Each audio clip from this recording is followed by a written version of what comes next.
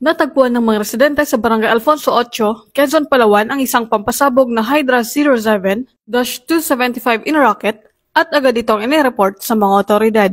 Mabilis na umaksyon ang Provincial Explosive Ordnance Device K9 Unit, Quezon Municipal Police Station at 4th Platoon Provincial Mobile Force Company.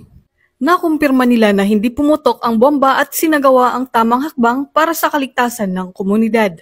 Ang nasabing bomba ay formal na na-turn over sa mga otoridad nito lamang ika-23 ng Setyembre taong kasalukuyan. Ayon kay Arthur de Vera Buesca, 52 anyos, isang retiradong Navy at residente ng Purok Calachuchi, Quezon, Palawan, siya ang nag-turn over ng bomba sa mga otoridad. Ipinahayag niya na nahukay ito ng kanyang pumanaw na kaibigan at sa kabila ng pagkabahala, nagdesisyon siyang ipagbigay alam ito sa mga otoridad. Ang kanyang hakbang ay nagpapakita ng responsibilidad at malasakit sa kaligtasan ng kanyang komunidad. Ang insidente ay nagsilbing paalala sa lahat na mahalaga ang pakikipagtulungan sa mga otoridad sa oras ng panganib.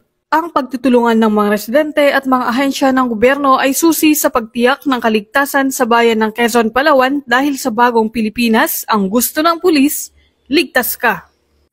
Mula dito sa Home of the Police Eco Warriors, Calapan City, Oriental Mindoro, ako ang inyong PNN correspondent, Patrolwoman Desiree Padilla, alagad ng batas, tagataguyod ng Balitang Pulis.